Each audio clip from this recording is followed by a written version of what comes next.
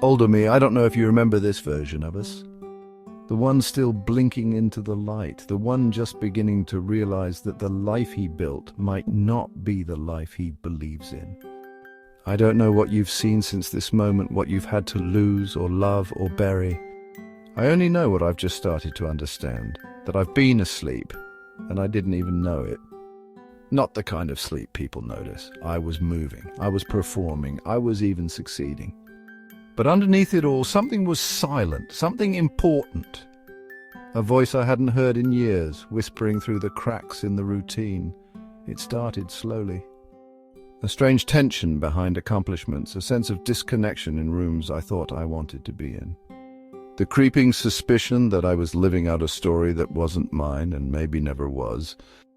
And then one day I couldn't unfeel it anymore. The life I was chasing began to feel like someone else's dream. And I realized I'm not who I thought I was. I don't say that with drama. I say it with a kind of quiet awe. Because I see now that the version of me I've been protecting, polishing, presenting, he was built to survive, not to live.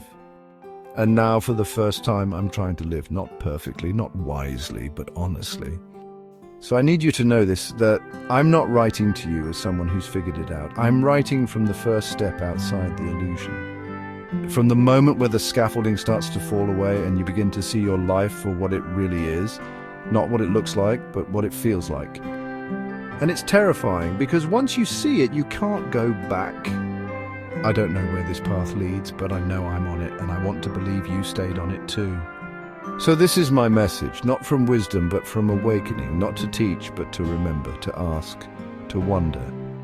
I'm speaking to you now because I want to leave behind something that isn't polished, but true.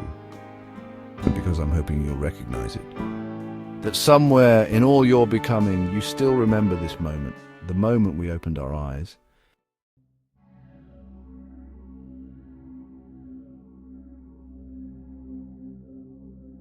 Older me, I think I've just started seeing it, the shadow.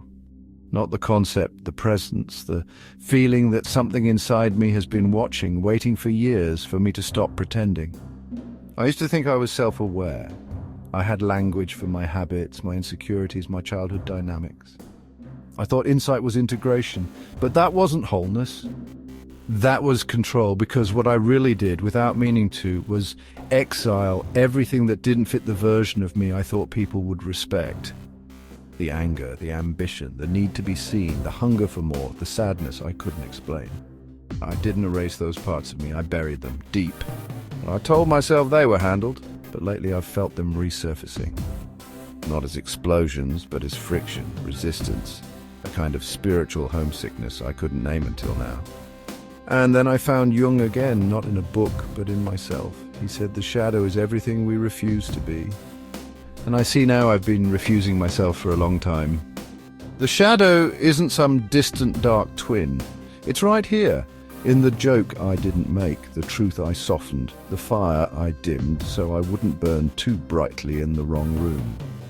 And now that I'm starting to see it, I feel both terrified and alive. Because it means I'm unfinished. It means the man I thought I was isn't the whole story. I'm not integrated, but I've stopped lying to myself about being whole. And that might be the beginning of something real. So I need to ask you, did you keep going? Did you learn how to live with him, the part of us we pushed away? Did you stop flinching at your own depth?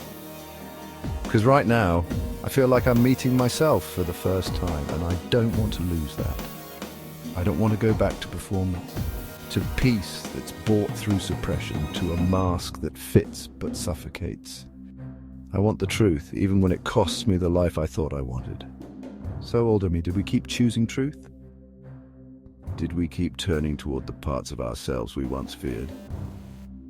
Did we let the shadow speak? Because I'm listening now, and I hope, wherever you are, you still are too.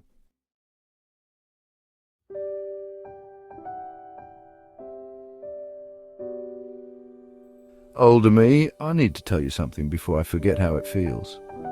Right now, I'm at the place where the noise starts to get louder, not just outside, inside. The doubt, the dullness, the question creeping in at the edges of the day. What's the point of caring so much? Because the more I wake up, the more I see what most people seem to survive by doing. Shutting down, closing in, protecting themselves from how chaotic it all is. And I get it, I feel the pull to do the same. Caring has started to feel like a risk I can't explain. There are days when hope feels childish, when tenderness feels like naivety, when it seems like everyone who still believes in good things is just waiting to be disappointed. But something inside me won't let me go numb, at least not all the way. And that's where Bertrand Russell finds me now. Not as a historical name, but as a kind of lifeline. He believed that reason and love weren't opposites. That beauty and logic could walk side by side, that you could be awake to the world's horrors and still choose joy. He once said, "The good life is one inspired by love and guided by knowledge," but I think what he meant was something deeper than that. I think he meant choose love anyway, but even when it makes no sense, especially then. So I've started practicing that. I don't feel strong when I do it, I feel exposed. But I'm trying to stay open in a world that's teaching me, in every way it can, to close. I'm trying to look for beauty even when the headlines scream otherwise. I'm trying to meet people with softness before sarcasm. I'm trying not to use detachment as a disguise for fear. And older me, I need to ask you, did we stay open? When cynicism became the easier language, did we still speak from the heart? When tenderness felt impractical, did we keep choosing it anyway? When silence started to look like self-preservation, did we still raise our voice when it mattered? I'm not looking for a medal, I'm looking for a mirror. Because right now, staying soft feels like swimming upstream with no idea if there's land ahead, but I think I'd rather drown trying than float in numbness. Russell stood for clarity, for truth, for love, not as idealism, but as rebellion. And I hope we rebelled too. I hope we didn't let the world decide what kind of man we would be. Because right now, I'm planting things no one may ever see grow, and I hope you still remember why.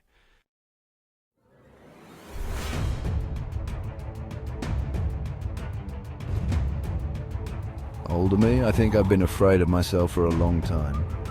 Not in the way people usually mean, not afraid I'd fail. Afraid I'd go too far, be too much, want too deeply, burn too hot.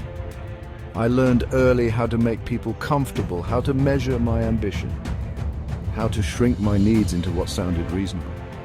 And the more praise I got for being measured, the more I believed that was strength. But lately, something's stirring.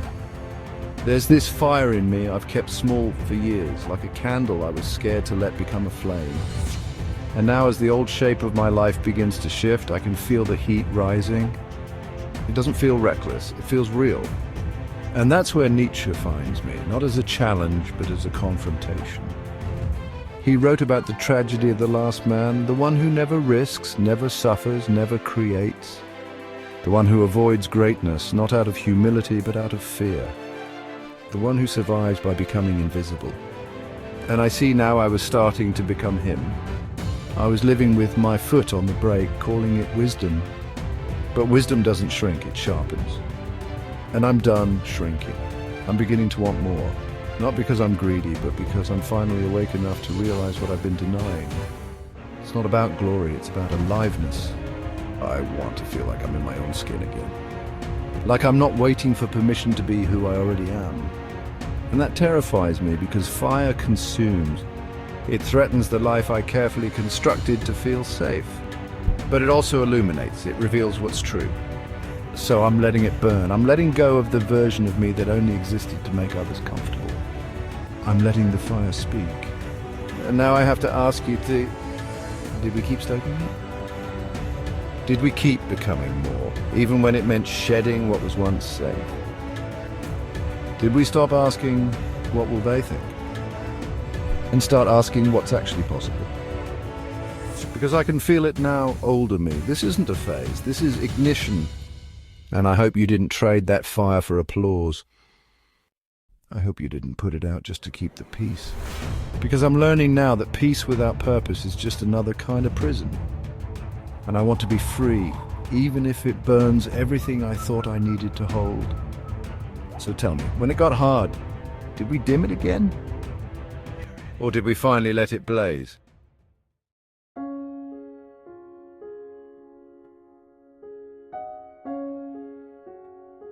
Older me, there's something I've only just started to feel in my bones. That it's not enough for a life to look right. It has to feel right on the inside, in the quiet, when no one's watching and there's nothing left to prove. I spent years building a version of myself that was consistent, reliable, respectable. I said the right things. I showed up when I was supposed to. You did what made sense. But recently something started to ache. Not loudly, quietly. Like a crack in a foundation you didn't know was there until the silence changes. It's the ache of self-betrayal, not dramatic but cumulative, little moments. The yes I gave when everything in me said no. The opinion I softened because I didn't want to make things awkward. The instinct I swallowed because it wasn't the right time. And that's where Kant finds me, not with comfort, but with a call. He believed morality wasn't something handed down. It was something you forged from within. A kind of compass that couldn't be borrowed or bought. He said, act only on principles you could will to be universal. And suddenly I realized I've been making 1,000 tiny exceptions in a life that was supposed to be honest. Not because I'm a coward, but because I didn't know how much it cost to stay true. I'm starting to feel it now. That truth isn't an idea. It's a weight you carry. Not with pride, but with precision. And older me, I need to ask you, did we keep carrying it? When our choices didn't make sense to anyone else, did we still make them? When we had to choose between clarity and comfort, did we stay clear? When the world asked us to compromise just a little, did we know where the line was? Because I've begun to see how easy it is to drift, to become someone you can justify but not respect. And I don't want to live a life that needs explanation. I want to be able to say, this is who I am, not perfectly, not impressively, but honestly. So if you're still out there, still choosing alignment over applause, still building a life that makes sense in the dark, then maybe this moment mattered. Maybe truth was never supposed to feel easy.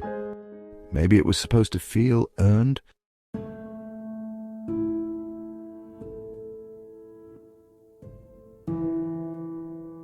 Older me, I used to think there was a moment you arrived. That if you worked hard enough, sacrificed long enough, followed the path closely enough, you'd get there. And one day I did. I stood in the job, the home, the version of life I used to dream about. And for a second it felt like success, and then it didn't. What I felt instead was stillness, not peace, pause. A strange sense of quiet, like someone had turned the music off and I was the last one still dancing. I didn't know how to name it at first, but then I found Hegel, and he gave me a language for what I was feeling. He said that identity is not something you arrive at. It's something you evolve through. That every moment of stability must eventually break, not because it failed, but because it lived. And suddenly I saw it. I wasn't broken. I was done becoming that version of me. And now I had to let go. Not of the life itself, but of the illusion that it was supposed to complete me. That's what I'm beginning to understand now. That every life, if it's honest, has to be outgrown. And older me, I wonder, did you let it go? When the version of us that once felt right started to feel small, did you mourn him or did you cling to him? When the story we told the world stopped feeling true, did you revise it or keep reciting it? When the path ended, did you build a new one or just walk in circles? Because I see now becoming doesn't stop when things look finished. It starts when they do. And I don't want to keep repainting the same walls just because I'm afraid of stepping outside. So I'm learning to shed with gratitude, not guilt. And I hope you did too. I hope you didn't let fear of the unknown become a reason to worship the known. Because this life, the one I'm just starting to build, won't be defined by how complete it looks. It will be defined by how willing we are to keep becoming someone new. Even when no one understands. Even when there's no applause. Even when it means saying goodbye to a life we once loved. If you're still out there, still unbuilding and rebuilding, still standing in the ashes of old selves with open hands, then maybe we made it. Not to the end, but to the real beginning.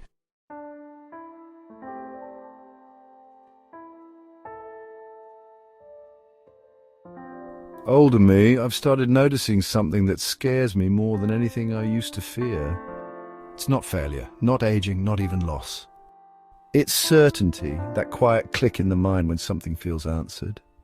When a belief settles in so comfortably that I stop questioning it. When I tell myself this is who I am now and let that be the end of the conversation. And I get why it's tempting. The longer I walk through this life, the more I want something to feel solid. I want to know that I've figured some part of it out, that there's something underneath me that won't shift again.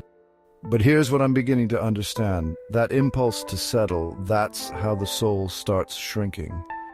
And that's when Socrates found me, not as a voice of knowledge, but as a warning. He said the most dangerous man is not the one who knows nothing. It's the one who thinks he knows. And now I see it not out there, but in myself. In the way I cling to the things that once saved me. In how I polish the beliefs that got me through. In how I start building a life out of answers. And forget to keep asking the questions that made me real. So I've started unbuilding again, not because I want to be lost, but because I want to stay alive. The kind of alive that burns with curiosity, that listens for the things I don't want to hear, that keeps turning stones over even when I already found something shiny. And it's hard because the world loves certainty. It applauds conviction. It respects the man who knows what he believes and sticks to it. But I'm beginning to believe that real wisdom isn't loud. It's humble. It whispers. And it asks every day, what if I'm wrong? So older me, I have to ask, did you keep listening to that whisper? When things felt resolved, did you keep digging? When people praised your clarity, did you still question your conclusions? When your life looked like an answer, did you still stay in the question? Because I don't want to be admired for being sure. I want to be alive for being open. I want to become the kind of man who doesn't cling to the self he once fought to build, but who keeps becoming even when no one understands why. So if you're still out there, still asking, still wondering, then maybe this is what wisdom really is, not knowing more but needing less certainty.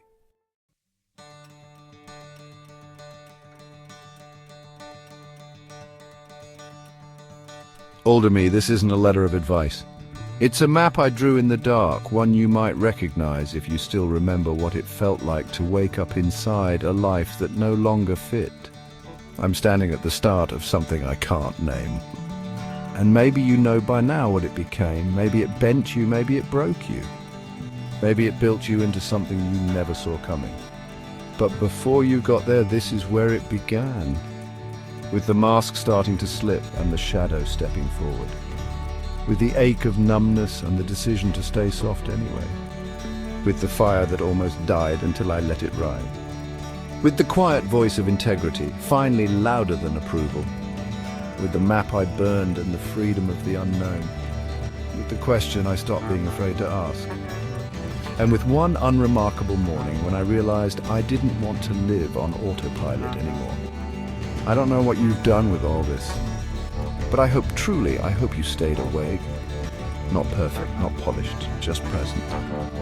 Because I'm not chasing a life that looks good anymore. I'm building a life I can breathe in, one that bends, one that moves, one that keeps beginning again. And if you're still walking, still wondering, still waking up, then maybe this version of me mattered. Not because I had the answers, but because I dared to finally ask the right question. And because I finally saw that everything I was searching for had been waiting right where the old life ends and the real one begins.